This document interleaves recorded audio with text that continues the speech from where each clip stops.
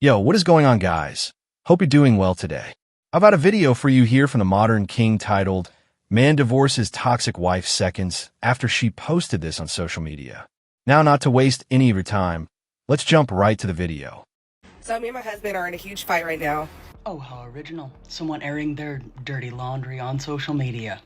He actually left, and he said he's going to stay gone until I get my act together. So I'm going to tell you what happened, okay? Okay. He works like 70 hours a week, okay? And I asked him if we can go out to eat. We went out to eat yesterday, and I asked him again if we can go out to eat again. He said that this can't be something we do on a routine basis. And I'm just like, why not? Well, I can think of multiple very good reasons why a person shouldn't make going out to eat on a regular basis a thing. But let's hear what they have to say. Why not? When you have the money to do it, and you make all that money, why can't we do that? And he says, because we're supposed to be saving. That's a reasonable response, and it sounds like they have their priorities where they should be. We're supposed to save? What are we investing in? Why are we saving in the first place? Well, there is this thing called the future, and a lot of individuals believe in putting money aside in case they need it, or, heaven forbid, saving up so they can actually retire someday.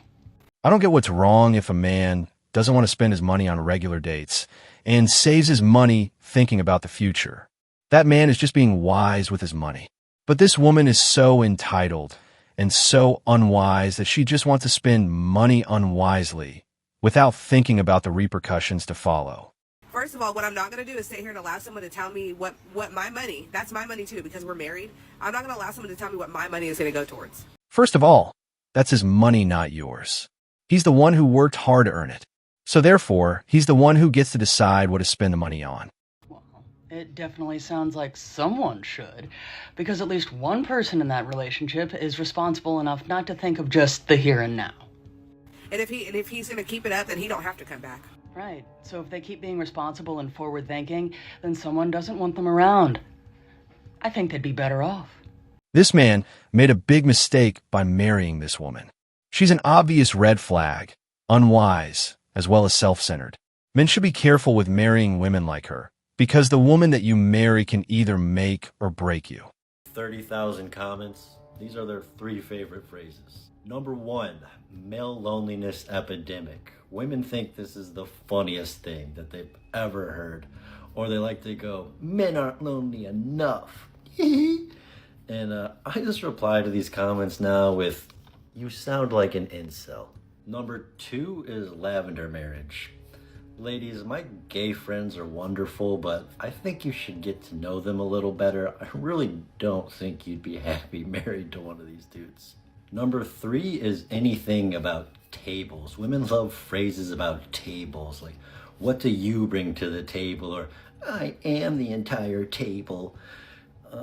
Something about tables. I think women just yearn for the kitchen.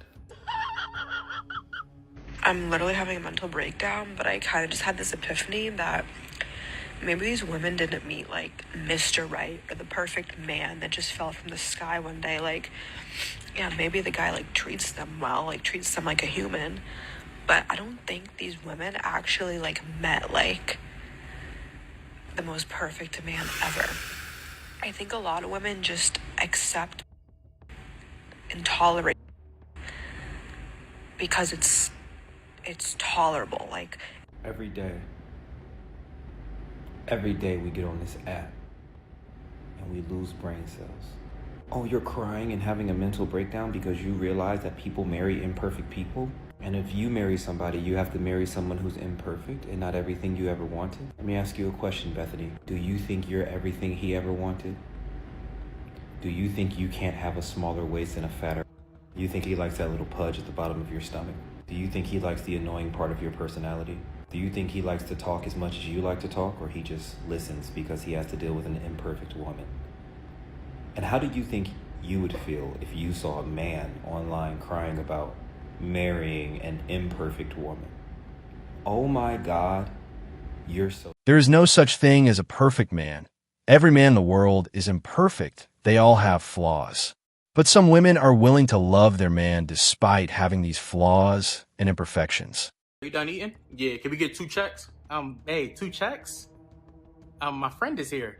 Like, was you not gonna pay for me? Who said I'm paying for you? Well, you are a man, right? Well, since you're a woman, go make me a sandwich. Put some mayonnaise on it. Excuse me? You can't tell me what I have to do just because of my gender. Interesting. Listen, if you're broke, just say that. If you want to get punched in your jaw, just say that. Excuse me? Hey! Whoa, sir. What is the problem here? There's a problem? How you gonna solve it? Whoa. Listen, calm down, babe, please. We was having a good day. Listen, boo, you better calm your man down. Okay, sir, you gotta calm down. Yes, I'm happily married. Okay, but does he serve you? Is he giving you everything that you need? Because happiness is not the only thing that matters. He could be absolutely perfect and still not be the perfect man for you. I just don't see how y'all are out here being happy and posting and stuff like you friends with your husband. Like, it's giving pick me. Like, you don't have a brain. Single women keep women single, and misery loves company. Those phrases exist for a reason. Anytime a woman says anything that isn't negative about men, she gets shamed and ridiculed by a mob of other women who are by sheer coincidence single or divorced.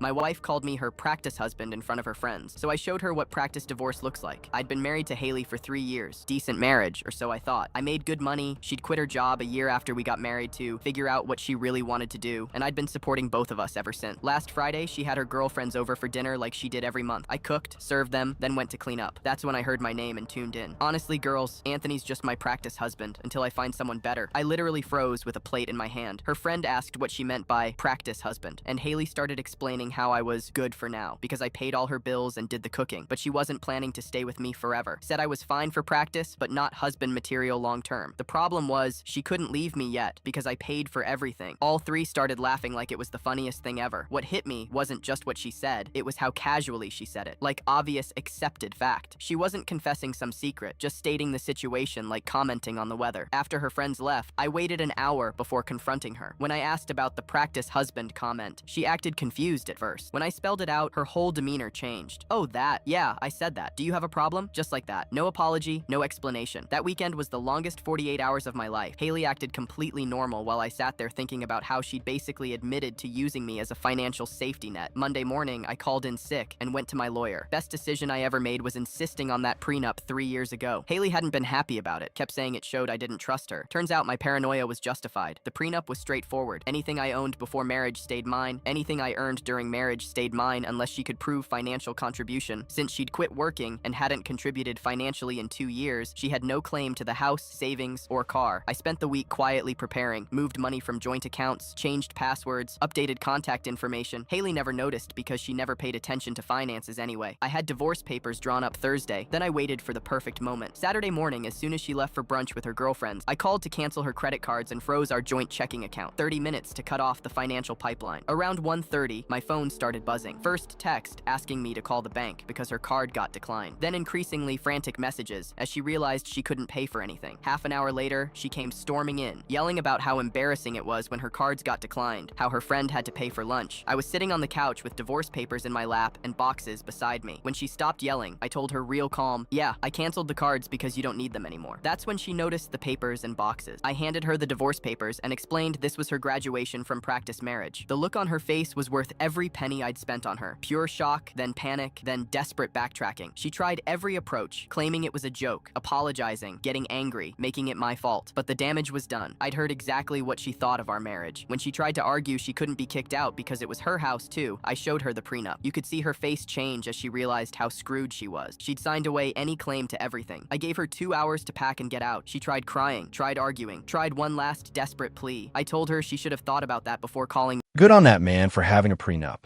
That woman was just using him for his money. She was an obvious red flag. And this goes back to what I said earlier, that a man has to be careful with the type of woman he marries, because the type of woman you marry can either make or break you. Men, be careful with the type of woman you marry. But anyway, guys, we're going to be leaving today's video there. If you have any thoughts about this, be sure to leave your comments on the comment section below. And if you like the video, kindly like and subscribe to the channel. It will always be appreciated. And have a wonderful day, and As always, I'll see you all in the next one. Peace.